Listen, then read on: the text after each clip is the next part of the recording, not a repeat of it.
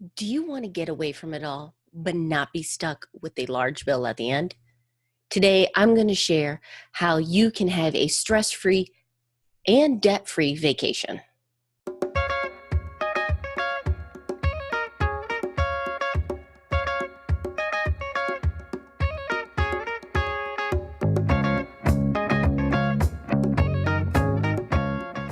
Welcome to another edition of Marriage and Money Tips.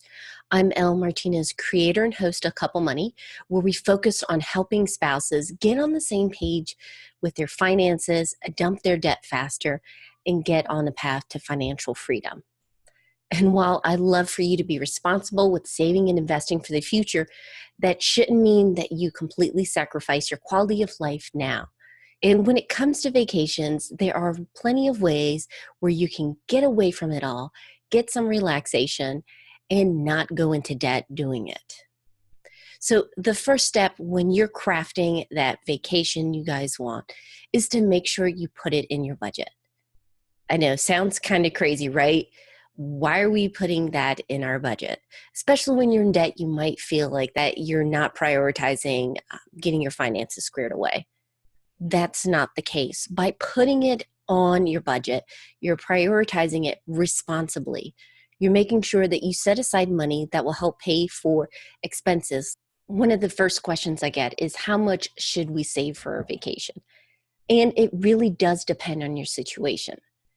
If you paid off your debts, you probably have a lot more flexibility with how much you're going to put towards your getaway.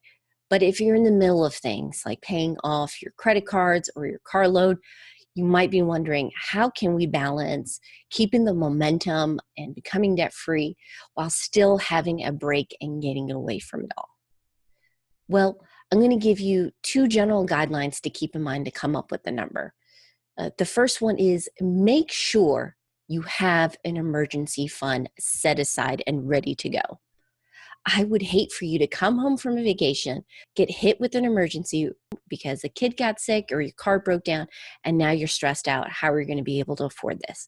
So make sure you have an emergency fund in place. It doesn't have to be a fully funded 6-month fund, but it should definitely at least be a starter fund. Second, if you don't know how much to set aside or budget, look at how much you're putting aside towards paying debt. You can gauge pretty well how much would allow you to get away from it all, have that vacation while still building momentum. So, for example, if you're really tight right now and you're only doing 100-month extra, you're doing great, and that's fantastic progress. So you probably want to focus on long weekend trips and set aside a budget that might be $300 to $500 for that vacation. It's better that you stay stress-free and still keep that momentum with that than to go all out for a big expensive vacation and just sabotage the progress that you've already made. And if you have more of a buffer too, sit down and talk with each other to see what would make both of you comfortable.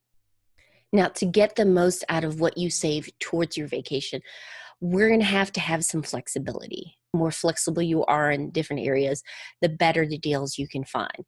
For one, we found that being flexible with our location can be fantastic, because sometimes you see those deals even on like Groupon or those travel sites where if you go to the Caribbean or you go to Mexico, they have special sales.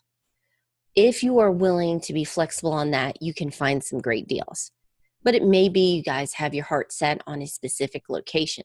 The time of year you go can bring some significant savings. Many tourist spots have certain peak seasons, and when they're happening, they tend to have the higher prices. So if you are comfortable with going out of season, you can find some incredible deals. For example, a couple weeks before Christmas or a week before Thanksgiving, we found that Orlando, Florida was a lot cheaper and the parks were less crowded because everyone was saving up to go during the holidays. So when you have flexibility in that area, that can be a huge win. Okay, so the next thing you're going to be thinking about is, how do we find deals on hotels, car rentals if needed, and also tickets on the airplane if that's the route you're going to go? Well, there are too many sites to mention all on this, but you want to look at types of sites. For one, Aggregators like Kayak will do it for you. They'll look at several sites at once. You put in the dates that you want to go. If you have flexibility, add that in, and they will tell you the deals that are available out there. And that will help you narrow down which site to use. Something else that we look at is being creative with our lodging. Yes, hotels can be fantastic deals, especially when you have little ones because some of the benefits that come with it. But don't overlook opportunities like Airbnb and HomeAway to find a place. We recently had a beach getaway to Wilmington, North Carolina, and had an incredible time with an Airbnb apartment. It had a kitchen, you had the bathroom, the bedroom, and a pull-out couch for the kids. And it was less than half the price I saw for the hotels in the area.